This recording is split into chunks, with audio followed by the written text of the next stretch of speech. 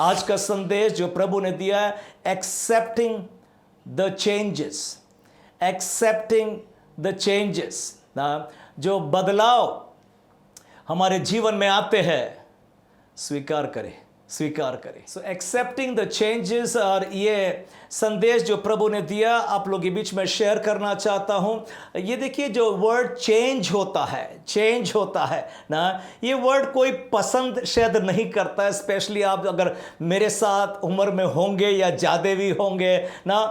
Nobody would ever like a change in life. We want ना तो our life to be stable ना, safe, secured, धीरे धीरे चल रहा है, चलते जाओ, वही चलते जाओ, अब बदलाव नहीं होना है ना। पर इस बातों को ध्यान में रखिए that change is inevitable, change is certain to happen, change is unavoidable ना, अनिवार्य है। ये बदलाव तो आता ही लाइफ में, उसको हमने कैसे एक्सेप्ट करने पाए, कैसे उसका सामना करने पाए ना। चेंज ये शब्द हमने कई बार सुना भी और इस्तेमाल किया। कई बार आप ट्रैफिक सिग्नल पर खड़े हैं, वो रेड लाइट ग्रीन लाइट में चेंज हो जाता है ना। कई बार आप एक ट्रेन से दूसरी ट्रेन में चेंज कर लेते हैं। आप क्लासरूम ना, जब 7th क्लास से 8th क्लास गए तो दूसरा चेंज हो गया, कुछ प्रमोशन हो गया, आपके जॉब में चेंज हो गया। ये कुछ सिंपल चेंजेस होते हैं जिसको हम वेरी क्विकली हम अडेप्ट कर लेते हैं ना। हम लोग सीख जाते हैं वो चेंज में कैसे हमको व्यवहार बदलना है ना। परंतु उससे कुछ कठिन चेंजेस होते हैं, जैसे कि मैरिज भी होता है। एक स्त्री ना, बच्ची वो घर में बड़ी हुई है, पाल पोस करके पूरा घर का प्रेम प्यार खाना पीना रहना आराम मिला है, पर अब शादी हो गई ना। आपने देखा ना विदाई के दिन में कितना रोते रोते ना, एक्चुअली वो घर को चेंज कर रही, फैमिली को चेंज कर रही है, कितना चेंज आता है उसके लाइफ में ना। उतना ही नहीं, जब शादी होने के कुछ साल के बाद जब एक चाइल्ड भी बॉर्न होता है, और आज मैं ना इज़ीकियल का भी डेडिकेशन कर रहा हूँ, और कितना मैंने बेटी रेचल एंड्रू के द्वारा सुना हूँ ना, कितना चेंज हो गया लाइफ। उनके स्लीपिंग हैबिट्स बदल जाते हैं, उनका खाने का टाइम टेबल बदल जाता है। अभी पूरा ध्यान वो बेबी पर केंद्रित होता है, जब बेबी को नींद आए तो अपन सो जाओ ना, चेंज आ जाता है ना। ऐसे कुछ चेंजेस हम लोग लाइफ में आते हैं, परंतु मैं कहता हूं कुछ डिफिकल्ट चेंजेस भी होते हैं। और डिफिकल्ट चेंज उनमें से कि ये भी होता है जब हम अपने प्रियजन को खो देते हैं, उस व्यक्ति पर जिस पर शायद बहुत भरोसा किया, वो व्यक्ति जो हर समय आपके बाजू खड़ा था ना, आपकी सहायता करने के लिए, आपकी मदद करने के लिए। शायद वो व्यक्ति आपके जीवन से ज़्यादा वो जानता था, पर अब वो व्यक्ति नहीं रहा। चेंज हुआ ना, चेंज हुआ ना। और कुछ ऐसे डिफ़िकल्ट चेंजेस होते हैं जिसको हम लोग सपने में भी नहीं रखना चाहते हैं। ऐसा चेंज मेरे लाइफ में ना होने पाए ना। आपने कई बार ये फ्रेज लोगों के मुंह से सुना होगा, मेरा जीवन तो बदल गया, मेरा लाइफ बहुत हार्ड होता है ना, मैं तो अब बर्दाश्त नहीं कर सकता हूँ, अब तो मैं घर के बाहर मुंह दिखाने के लायक भी नहीं रहा, मैं नया सुबह भी नहीं देखना चाहता हूँ। चेंजेस कई बार ऐसे बहुत डिफ़िकल्ट चेंजेस भी लाइफ में आते हैं ना। पर इस बात को ध्यान में रखना, परमेश्वर ने हमको बनाया है कि जो चेंजेस के बाद जो चुनौती आती है, चैलेंजेस आते हैं, वो सबको हम लोग फेस करते हैं। वैसा परमेश्वर ने बनाया है कि हम अपने आप को अडेप्ट करें, चेंज करें ना, कि वो चुनौती और वो चैलेंज का हम सामना कर सके ना। इस बात को जान लेना कि जब आप उस चेंज का सामना कर रहे हैं ना, वो चैलेंज का सामना करते जा रहे हैं, आपको कुछ परमेश्वर सिखा रहा है, उसके द्वारा कुछ सबक आप सीख रहे हैं ना। और जब आप वो चेंज पर आप एक्सेप्ट कर लेते और अडेप्ट कर लेते और लाइफ फिर से आपका नॉर्मल हो जाता है ना, आप दूसरों को एक टेस्टिमनी बन जाते हैं, दूसरों को बता सकेंगे ना कि आपने कैसे जय पाया अपने लाइफ के प्रॉब्लम्स पर ना। मेरे पिताजी ने कहा था ना, जॉन अपने लाइफ को एक हिस्ट्री बुक बना देना, कि तुम्हारे जाने के बाद भी लोग उसको पढ़ेंगे ना, और उसमें से भी कुछ सीख सकते हैं, कुछ सीख सकते हैं ना। सो आप जो चेंज को आज एक्सेप्ट किया है ना, जो चैलेंजेस आप सामना कर रहे हैं, ये दूसरों को एक सबक सिखाने के लिए ग्राउंड्स बन रहा है। आपका एक्सपीरियंस बहुत कुछ बोलता है ना। और सबसे ज़्यादा जब परमेश्वर आपके पास है, परमेश्वर है जो आपके जीवन को फिर से बिल्ड कर देता है, आपके जीवन को निर्माण कर देगा। परमेश्वर ने ऐसे चेंजेस जो आपके लाइफ में आए हैं उसके लिए भी सॉल्यूशंस रखा है ना। वो सॉल्यूशंस अभी नहीं दिख रहे होंगे आपको, पर धीरे धीरे करके ना वो सॉल्यूशंस आगे आते जाते हैं ना। और आप देखते हैं ना परमेश्वर के बड़े भारी हाथ को। जब ऐसे कोई भारी चेंज आपके लाइफ में आ जाता है, कुछ भारी चुनौती आ जाती है, दो बातों को ध्यान में रखना। Number one, never question, never question, you got to just accept it. ये मेरे साथ में क्यों हुआ, कोई कारण मत ढूंढना ना कि ये मेरे ही साथ में क्यों हो रहा है ना। जब आप ऐसे क्वेश्चन करने लग जाते हैं ना, तो आप अपने माइंड को बंद कर दे रहे हैं। जो सॉल्यूशंस आपके माइंड में पवित्र आत्मा डाल सकता है ना, वो आप बंद कर दे रहे हैं। आप आर्ग्यूमेंट में, आप डिबेट में चले जा रहे हैं, आप में एंगर बढ़ता जा रहा है, मेरे साथ में ऐसा क्यों हुआ है ना। और आप धीरे धीरे वही प्रश्न में बार बार सोचते सोचते आप एक होपलेस और एक हेल्पलेस कंडीशन में आपका लाइफ उतर रहा है। अब तो मेरे लिए कुछ नहीं हो सकता, अब तो मेरा जीना बेकार है ना। और धीरे धीरे आपका लाइफ के प्रॉब्लम्स सॉल्व नहीं हो रहे और बढ़ते जा रहे हैं ना। दूसरी बात आप हरदम ध्यान में रखना, जब कोई भारी चेंजेस आपके लाइफ में होते हैं ना, आप वो स्पिरिट ऑफ गिल्ट, वो दोषपन की आत्मा को आपके ऊपर में हावी मत होने देना। स्पिरिट ऑफ गिल्ट ना कहता है, मैंने अगर कुछ दूसरा रास्ता अपनाया होता तो ये प्रॉब्लम नहीं आया होता मेरे लाइफ में। अगर मैं कुछ जल्द रिएक्ट कर लेता, कुछ अगर मैं ऐसा कर लेता, कुछ वो वैसा कर लेता हूं, तो ये शायद प्रॉब्लम मेरे लाइफ में नहीं आया। क्यों मैंने ऐसा किया ना। अभी देखिएगा, अभी द इवेंट इज पास्ट, जो घटना घटनी थी घट चुकी है ना। अभी आप वो हिस्ट्री को चेंज नहीं कर सकते हैं ना। अभी आपको ना आगे देखना है, आगे देखना है। आप हिस्ट्री को चेंज नहीं कर सकते, पर फ्यूचर को चेंज कर सकते हैं ना। अभी वो फ्यूचर को बदलने की सामर्थ्य और शक्ति परमेश्वर देगा ना आपको, आपको लाइफ के सॉल्यूशंस देगा ना। ह्यूमन लाइफ एक ऐसा खास स्पीशीज है, अडेप्ट कर लेता है चेंजेस को ना। कितने डिफिकल्ट भी चेंजेस आती है, लाइफ गोज ऑन ना। हम बल, शक्ति, सामर्थ पाते हैं और परमेश्वर हमारे साथ है तो कैसे सॉल्यूशंस निकालते जाता है। मैं आज आपको एक बाइबल में से एक व्यक्ति, एक स्त्री का इंसिडेंट कोट करना चाहता हूं, जो रूत की पुस्तक में पाया जाता है, और उसका नाम है न्योमी। न्योमी के लाइफ में आप जानते होंगे ना। मैं सोचता हूं इसका लाइफ बहुत गुड था, बहुत सक्सेसफुल था। ये शायद एक लविंग फैमिली में बड़ी हुई होगी। इसके लाइफ में कोई ट्रबल नहीं हुआ होगा, केयर फ्री लाइफ होगा। मम्मी होंगे, डैडी होंगे, घर वाले होंगे, सारे नीड्स पूरा। इसलिए जब ये बॉर्न भी हुई थी ना, इसके माता पिता ने उसका नाम न्योमी रखा था। आप जानते हैं ना, बाइबल में उन दिनों में नाम रखते थे एक उद्देश्य के साथ में। वो नाम जो जीवन में घटना घटती है उसको बताती थी।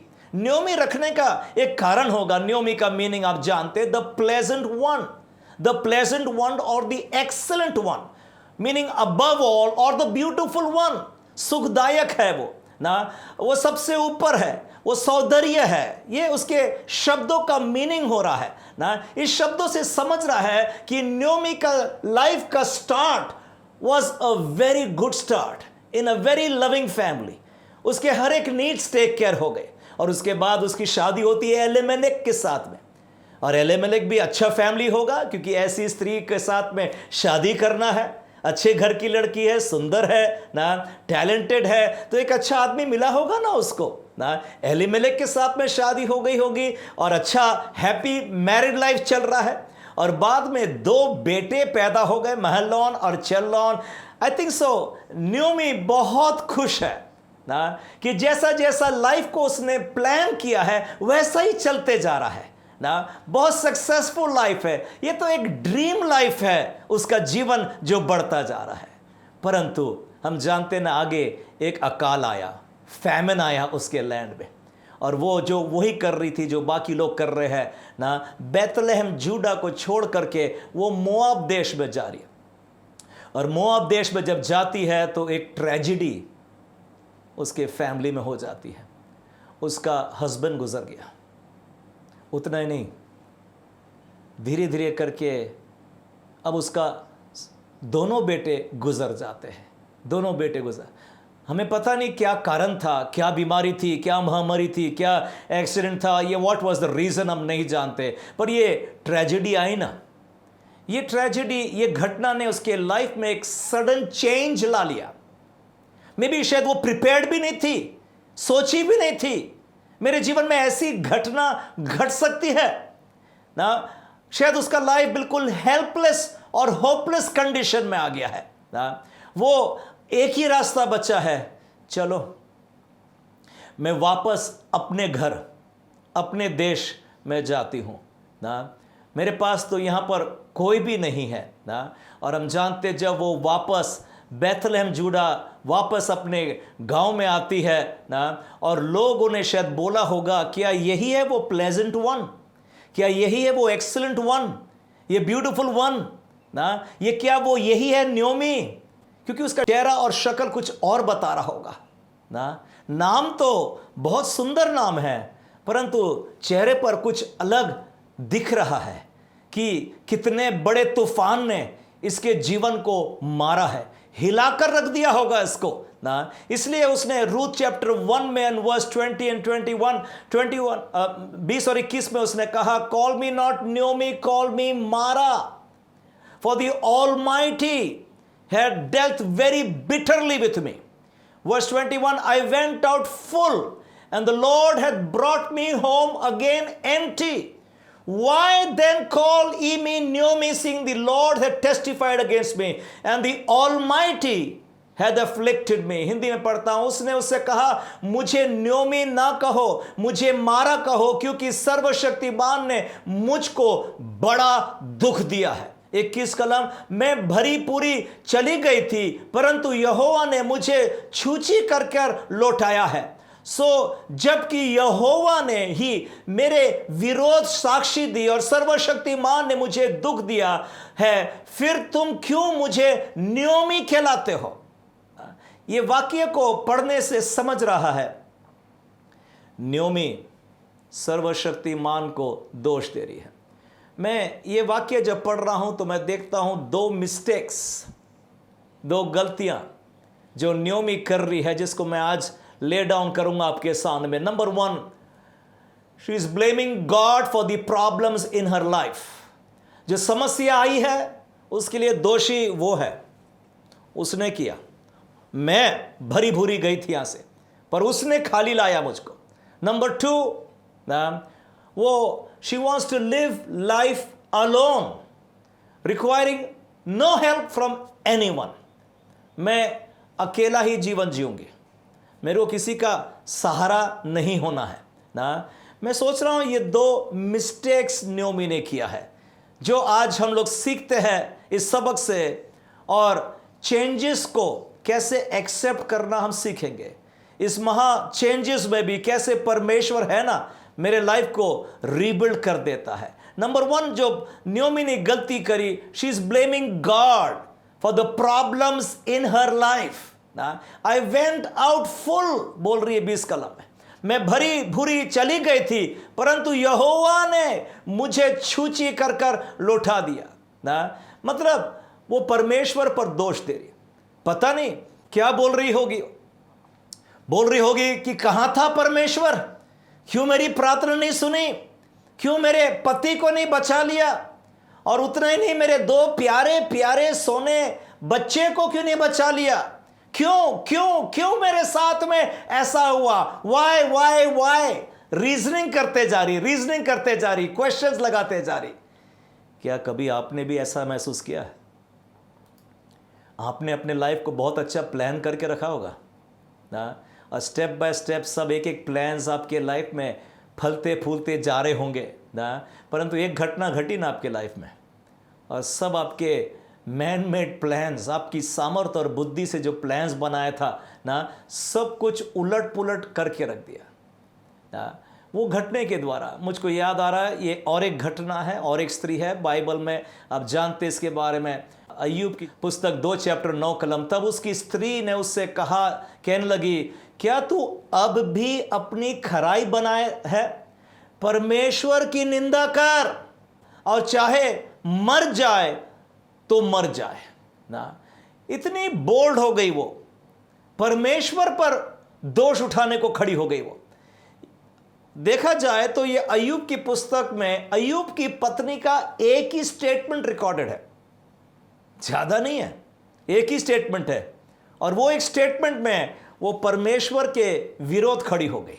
ये भी वो स्त्री शायद जैसा नयोमी का अंगीकार है, वैसे अय्यूब का पत्नी का भी हो रहा है ना। क्यों मेरे साथ में ऐसा हुआ? हम जानते उसका हस्बैंड ना, वो जब जीवन शुरू किया अय्यूब ने ना, he was a man who loved God, उसका एक और एक कलम क्या था, and hated evil, बुराई से बैर रखने वाला वो व्यक्ति। उसके 8 कलम में लिखा है पहला चैप्टर में कि परमेश्वर ने गवाही दी। शैतान को बोला ना, क्या तूने अय्यूब समान एक व्यक्ति को देखा पृथ्वी पर? मतलब ये तो गॉड्स फेवरेट है ना, ये तो प्रभु बहुत पसंद कर रहा। जैसे कि वो बाइबल में लिखा है दाऊद के बारे में, man after God's own heart. मैं सोचता अय्यूब भी कुछ वैसा ही व्यक्ति है। शैतान को कह दिया उसने, क्या इसके समान कोई व्यक्ति देखा? अय्यूब के बारे में उसका 3 कलम में भी लिखा है, he was one of the greatest man of the east. हम तो यही एक्सपेक्ट करते हैं ना कि जो गॉड को बहुत प्रेम कर रहा है, बुराई से दूर रहने वाला, वो तो ग्रेटेस्ट मैन बन गया दुनिया पर, सबसे आगे बढ़ गया। परंतु आपको पता उसके 14 चैप्टर में और उसके 1 कलम में अय्यूब ने क्या बोला? Greatest man of the east ने क्या बोला? वो व्यक्ति जो प्रभु से भय रखने वाला, बुराई से दूर रखने वाला, प्रभु से प्रेम रखने वाला, उसने कहा 14 चैप्टर 1 कलम में, man that is born of a woman is a few days and full of trouble. मनुष्य जो स्त्री से उत्पन्न होता है वो थोड़े दिनों का और दुख से भरा रहता है। My my my my my my. Ayub ने 2 एडजेक्टिव्स यूज किया है इस वचन में टू डिस्क्राइब लाइफ। लाइफ को उसने डिस्क्राइब किया। Number 1, life is very short, life is very short, and number 2, it is full of trouble. परेशानी या दुख से भरा हुआ, थोड़े दिनों का है और दुख से भरा। ये डेफिनेशन, ये डिस्क्रिप्शन जो अय्यूब बोल रहा है, थोड़ा कठिन लग रहा होगा दिमाग में उतरने के लिए ना। हमारा डेफिनेशन ऑफ लाइफ शायद अलग होगा ना, पर अय्यूब रियलिटी बता रहा है लाइफ का। दूसरी जगह पौलुस ने भी कहा, पहला करंती 15 और 19 में कहता है ना, यद्यपि अगर हम इस संसार में ही यीशु मसीह पर आशा रखते हुए आए तो सब मनुष्य से अधिक अभागे हैं। We are most miserable of all man. Have you ever felt that way? कि मैं तो इतना भक्त हूं, आराधना प्रार्थना करते जाता और मेरे साथ ही ऐसा बुरा हो गया ना। ये अय्यूब बता रहा है life is very very short. और जब आदमी चला जाता है ना, तब जरूर लगता है बहुत छोटा जीवन था रे उसका, बहुत छोटा जीवन था। और मैंने आपको पिछले दिनों में बताया था, ये जीवन जो पृथ्वी का है, 60 साल 80 साल 100 साल भी जी लो, वो अनंत काल के आगे में तो ये बूंद बराबर भी नहीं है। मैंने कुछ नंबर्स दिया था, अगर इटर्नल लाइफ को 1 लाख ईयर्स बोल दिया और ये 80 लाइफ, अगर आप 80 ईयर्स यहां पर जीते तो ये 0.0008% हुआ, और 1 लाख ईयर्स और इटर्निटी तो उससे बढ़कर है। हम इतने छोटे जीवन के लिए ना हमारा फेथ ड्विंडल करता है, उतार चढ़ा हो जाते। 0.0008 इटर्नल लाइफ भूल, यीशु मसीह ने इटर्नल लाइफ दिया हमको, अनंत जीवन दे दिया है। उस बात पर हम फोकस रहने पाए। इस पृथ्वी पर क्या मिले क्या नहीं मिले उसकी चिंता नहीं है। ये 0.00000 कितना जीरो लगा देंगे हम, ये तो एक बूंद भी नहीं बोल सकते हैं। इसी लाइफ में हम दुखी हो जाते हैं, क्यों मेरे साथ में ऐसा हुआ और इसने ऐसा क्यों हुआ, ओ सर्वशक्तिमान ने धोखा दे दिया, मेरे को छोड़ दिया, और क्या क्या ब्ला ब्ला। अरे भैया, वो दिया ना उसने आपको, इटर्नल लाइफ दिया ना, आपसे बहुत प्रेम करता है वो। अपना इकलौता पुत्र उसने स्वर्ग से आपके लिए भेजा है ना कि आपका जीवन नाश ना हो परंतु आप अनंत जीवन पाले, अनंत जीवन पाले ना। इसलिए जो भी बोल रहा है, अय्यूब बोल रहा है, ये जीवन थोड़े दिनों का है। एंड नंबर 2, उसने डिस्क्राइब कर दिया लाइफ को, it is full of trouble, क्लेश, विपत्ति, समस्या से भरा हुआ जीवन। पौलुस ने भी कहा था, 2 करंती 4:9 में कहता, we are troubled on every side, चारों ओर से हम क्लेश भोगते। 4 और 9 ना, वी आर परप्लेक्स्ड, हम निरुपाय हो जाते कई बार ना। और वो कहता, आगे कहता, वी आर परसिक्यूटेड, सताए तो जाते। Number 4, we are cast down. ये लग रहा नहीं है कोई मैन ऑफ गॉड का लाइफ का डिस्क्रिप्शन है, पर रियलिटी है ना। पॉल बोल रहा है, जो बोल रहा है, we are full of, life is full of trouble ना। It is important my brother, my sister, कि हम वो ट्रबल में जीना सीखें। कैसे हम फिर भी आराधना करेंगे, फिर भी मैं प्रभु का धन्यवाद दूंगा, फिर भी मैं स्तुति करते जाऊंगा, जय जयकार करते जाऊंगा, मेरे विश्वास को मैं बनाकर रखूंगा ना। ये हमारे लिए बहुत जरूरी है। ये नहीं बोल रहा हूं कि मैं आई एम इनवाइटिंग ट्रबल, आप बैल मुझे मार, ये नहीं बोल रहा हूं। पर जब कोई समस्या विपत्ति आ जाती है, मेरा विश्वास डगमगाता नहीं है। मैं घबराने और डरने वाले, मैं अय्यूब की पत्नी और वो न्योमी के समान जो गवाही दे दी, वैसा नहीं बोलने वाला हूं। उसमें लिखा है ना, अय्यूब 2 और 10 में, अय्यूब ने अपने पत्नी को डांट के कहा, तू तो मूर्ख स्त्री के समान बातचीत करती है। और इन सब बातों में अय्यूब ने अपने होठों के द्वारा, शब्दों के द्वारा भी पाप नहीं किया। He never curse God. उसकी वाइफ ने कर्स कर दी, पर उसने अपने मुंह से जबान, उसने तो उल्टा दंडवत किया। धन्यवाद प्रभु, धन्यवाद प्रभु, प्रभु ने दिया, प्रभु ने लिया, धन्य हो प्रभु तेरा नाम, धन्य हो प्रभु तेरा नाम ना।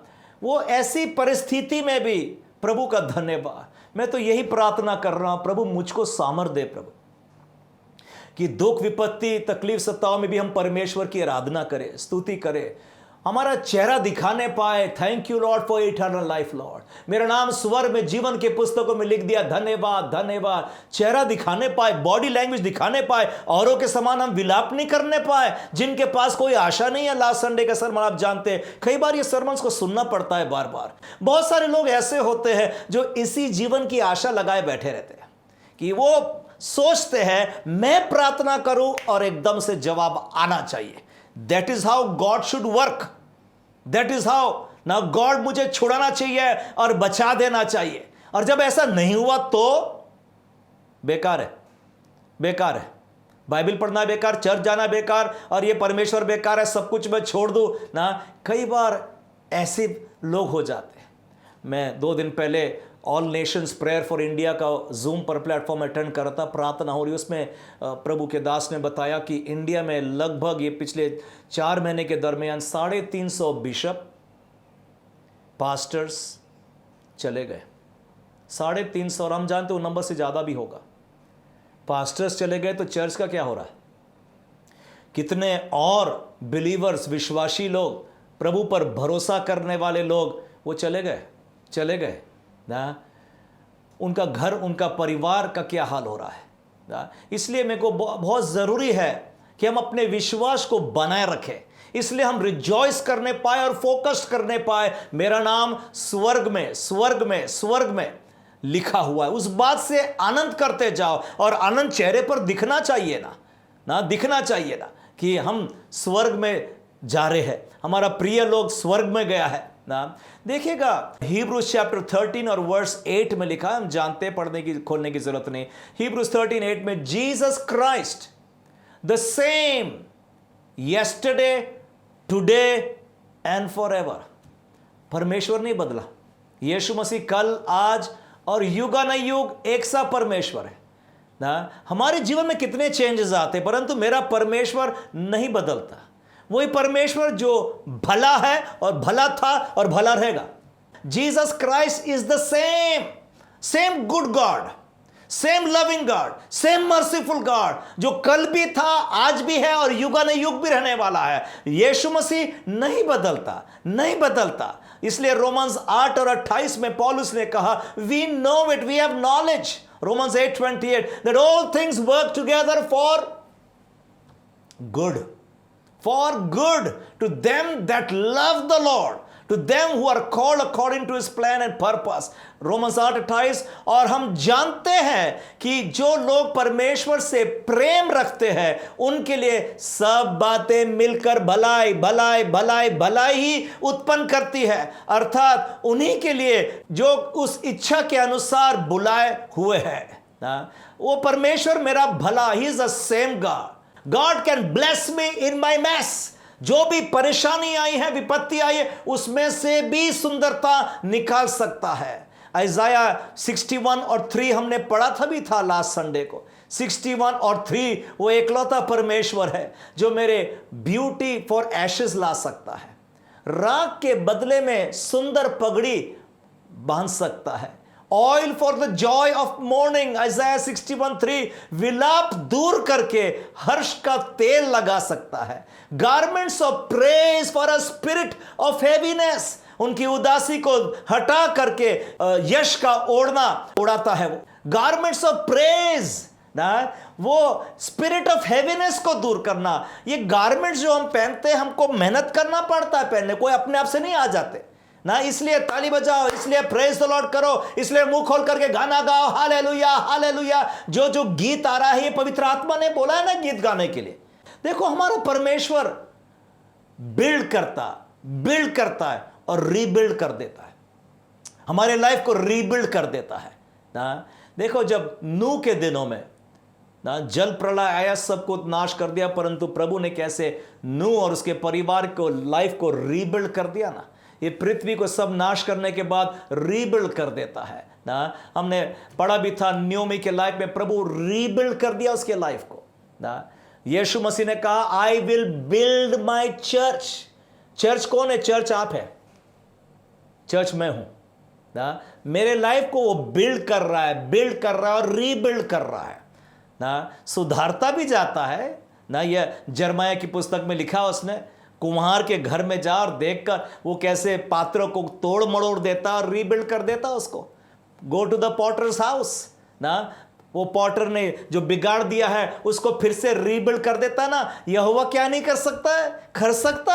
कर सकता है ना। परमेश्वर ने ऐसे ऐसे एग्जाम्पल्स बाइबल में रखा, न्योमी का लाइफ और जोब का लाइफ, जहां पर प्रभु ने रिकंस्ट्रक्ट कर दिया, रीबिल्ड कर दिया। इसलिए रूथ चैप्टर 4 और 14 में लिखा है, मैं पढ़ दूंगा आपके 4:14 Ruth. And the woman said unto Naomi, blessed be the lord which hath not left thee this day without a kinsman, that his name may be famous in Israel, and he shall be a restorer of thy life and a nourisher of thine old age, for thy daughter-in-law which loveth thee, which is better through thee than 7 sons hath borne him। Hindi पढ़ता हूं। तब स्त्रियों ने न्योमी से कहा, यहोवा धन्य है जिसने तुझे आज छुड़ाने वाले कुटुंबी का एक बिना नहीं छोड़ा, इज़राइल में इसका बड़ा नाम हो। 15 कलम, और यह तेरे जी में जी ले आने वाला और तेरा बुढ़ापे में पालने वाला हो, क्योंकि तेरी बहू जो तुझसे प्रेम रखती है और 7 बेटों से भी तेरे लिए श्रेष्ठ है, उसी का ये बेटा है। Wow, praise the lord, hallelujah. Naomi ने तो 2 बेटे गवा दी, प्रभु ने 7 दे दिया ना। Wow, praise the lord, hallelujah ना। रीबिल्ड करता मेरा प्रभु। मेरे प्रभु के पास बहुत सॉल्यूशंस है और वो सॉल्यूशंस धीरे धीरे अनफोल्ड हो जाते ना। ये तो हम अपने बुद्धि और अपने दिमाग से सोचते यही सॉल्यूशन था मेरे लाइफ के लिए, परंतु गॉड के पास बहुत सारे आंसर्स है ना। वो हमने कभी सोचा भी नहीं होगा। प्रभु ने उसी स्त्री के द्वारा ना, वो स्त्री जो जानते, जो रूथ है ना, परदेसी स्त्री है, उसकी बहू ना, उसी के द्वारा एक बीज उत्पन्न कर दिया, बेटा उत्पन्न कर दिया जिसका नाम उबेद ना, जो आगे चल करके दाऊद और फिर यीशु मसीह का वंशावली में उसका नाम आ जाता है। क्या वंडरफुल गॉड है, कैसे रिस्टोर करता, जॉय करता, happiness. He is the restorer of their life. इस हफ्ते भर गीत गाते जाओ, मेरे जी में जी लाने वाला परमेश्वर जीवित है। Hallelujah, hallelujah. He is the restorer, rebuilder of my life. मेरे लाइफ को वो रीबिल्ड करता है, रिस्टोर करता है ना। Jesus Christ is the same, he was the rebuilder before and he is the rebuilder afterwards also. वो बढ़ा देगा, चमका देगा, हरियाली उसमें लेकर के आ जाता है ना। नंबर 2 गलती जो न्योमी ने का, नंबर 1 उसने परमेश्वर को दोष दे रही है, ऐसा कभी ना करे। जोब की पत्नी परमेश्वर को दोष दे रही, ऐसा कभी ना करे। वही तो परमेश्वर ने रीबिल्ड कर दिया ना इनके लाइफ को। नंबर 2 गलती ना जो न्योमी ने करी है, उसने अपने सारी दोनों बहुओं से बोला था। रूत 1 और 8 में कहती है ना, बेटियां अपने मां के घर तू वापस लौट जा ना, शायद परमेश्वर तुम पर कुछ कृपा। वो सारी जो उनके लिए प्रभु ने सल्यूशन बनाया था, उनको घर भेज रही है वो। पर प्रभु ने देखो ना कैसे उसी डॉटर इन लॉ जो मोआब से आई थी रूथ, उसी के द्वारा क्या सल्यूशन टू लाइफ निकाल दिया ना। प्रभु ने रीबिल्ड कर दिया और रिस्टोर कर दिया ना। मतलब प्रभु के पास ऐसे सल्यूशन है जिसको हम कभी एक्सपेक्ट भी नहीं कर सकते ना। न्योमी अपने बहू को बोल रही वापस घर चले जा। वो सोच रही है इन बेटू को जो दुख पड़ा है ना। एक वचन मैं पढ़ना चाहता हूं, रूत 1 और 13, इंग्लिश में हिंदी में पढ़ दूंगा ना। न्योमी ने कहा था रूत 1 और 13 में, no my daughters, it is more bitter for me than for you because the Lord's hand is turn against me. 13 कलम उसके आखिरी में कहता है, क्योंकि मेरा दुख तुम्हारे दुख से बहुत बढ़कर है। देखो यहोवा का हाथ मेरे विरोध उठा है।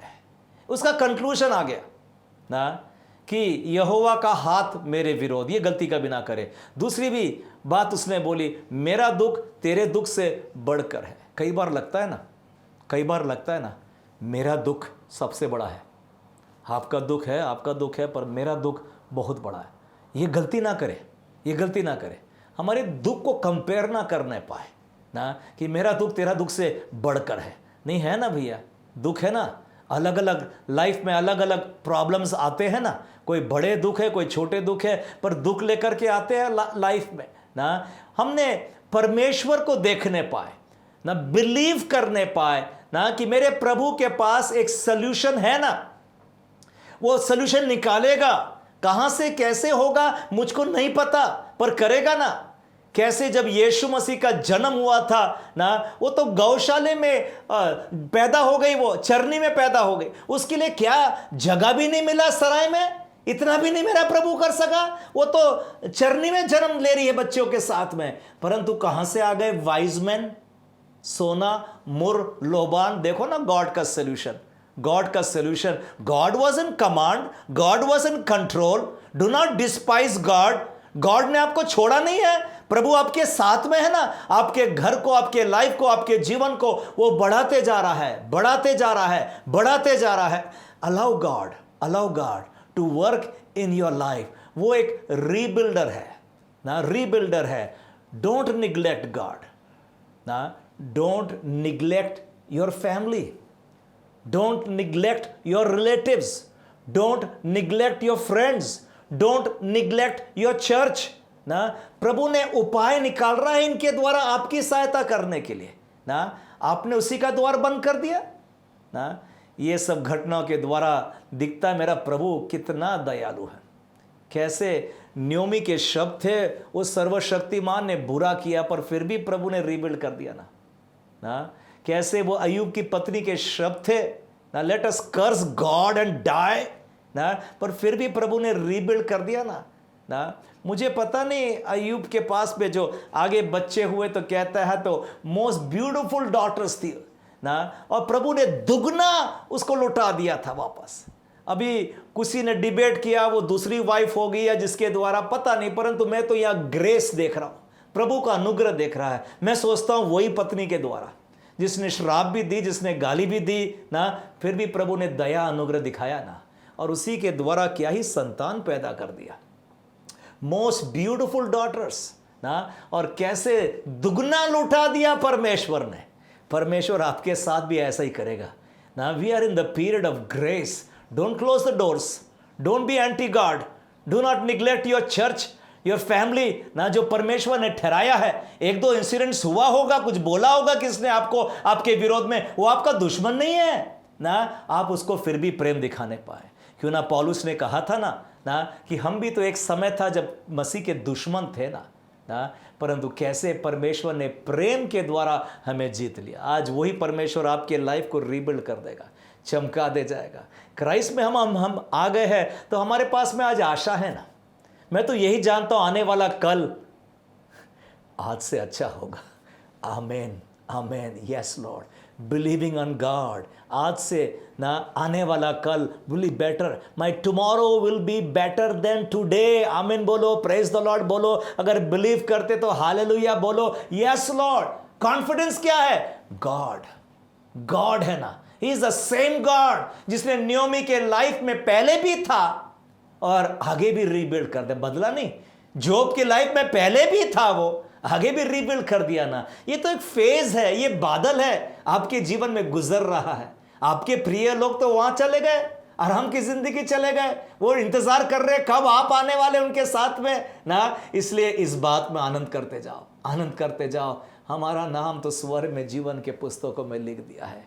Accept your change, do not grumble, do not fight, do not neglect, but accept करने पाए ना। परमेश्वर ने जो चेंजेस लाया है, उस चैलेंजेस को सामना करने के लिए परमेश्वर आपको सामर्थ पर सामर्थ देता जाए। मैं आपके लिए प्रार्थना करना चाहता हूँ। आइए अपने सब जन अपने आंखों को बंद करें, सिरों को झुकाए। आज पवित्र आत्मा हमसे कुछ बोल रहा है। आप हो सकता है निराश है, हो सकता है बहुत सारे प्रश्न आपके लाइफ में होंगे, क्यों मेरे ही साथ में ऐसा हो गया। अगर कुछ दूसरा उपाय करता तो शायद ये घटना नहीं होता। आज हम सिर झुकाने पाए अय्यूब के समान। प्रभु ने दिया, प्रभु ने लिया। धन्य तेरा नाम, धन्य तेरा नाम, धन्य तेरा नाम। आइए अपने हाथ उठाकर हम परमेश्वर का धन्यवाद, धन्यवाद, धन्यवाद, धन्यवाद, धन्यवाद देते प्रभु, धन्यवाद देते यीशु मसीह। धन्यवाद, तू रीबिल्डर है लॉर्ड पिता। तू जीवन को रीबिल्ड कर देता है, रिस्टोर कर देता है, चमका देता है। You are the restorer of my life O Lord. Hallelujah, hallelujah. धन्यवाद, धन्यवाद, धन्यवाद देते प्रभु, धन्यवाद देते यीशु मसीह। ओ धन्यवाद, तू एक एक के घर को, जीवन को रीबिल्ड कर देता है, चमका देता है। आज उसमें से खुशबू आती है, मसीह की खुशबू आती है। धन्यवाद देते प्रभु, तू चंगा करता है, तू छुटकारा देता है, तू जीवन देता है, जोए लाइफ देता है। एक एक को जीवन देने को आया। हम धन्यवाद। और सबसे ज्यादा प्रभु जी, ओ तूने हमें अनंत जीवन देने के लिए आया। आइए ताली बजाकर हम यीशु मसीह का धन्यवाद। O thank you for my names are written in the book of life O lord. Thank you for eternal life, eternal life, joy life lord. For God so loved me O lord, कि अपना इकलौता पुत्र दिया था कि मेरा जीवन नाश ना हो परंतु अनंत जीवन पाए, अनंत जीवन पाए। हम धन्यवाद देते प्रभु अनंत जीवन के लिए पिता प्रभु जी। हम धन्यवाद देते प्यारे प्रभु यीशु मसीह। प्रभु आप हमको विश्वास में और दृढ़ करते जा रहे, मजबूत करते जा रहे प्रभु। और एक बार हम प्रार्थना करते उस परिवार जो भी दुखित है या शोकित है या कुछ घटना घटी है, मेजर चेंजेस आ गए होंगे प्रभु, आज नया बल देना प्रभु, नया सामर्थ देना प्रभु, ब्यूटी फॉर एशेस देना प्रभु, oil of joy for mourning प्रभु जी। वो स्पिरिट ऑफ हेवीनेस को हम डांटते और गारमेंट्स ऑफ प्रेज वो पहनने पाए, ये ऑर्डेन कर दे उनके लाइफ में पिता। यीशु के नाम से बोलता हूं पिता प्रभु, हर एक को हम ब्लेस करते आपके नाम से, हर एक को आशीष दे पिता, रक्षा कर। इस वचन के लिए हम धन्यवाद देते पिता प्रभु जी। प्रार्थना यीशु मसीह के प्यारे मीठे नाम से मांगते हैं, आमीन, आमीन, आमीन। अभी हमारे परमेश्वर पिता का प्रेम, प्रभु यीशु मसीह का अनुग्रह, पवित्र आत्मा की संगति, सामर्थ आज से लेके मसीह यीशु आने तक सभी भाई बहन के साथ सदा के लिए होती रहे। आमीन, आमीन। Praise the Lord.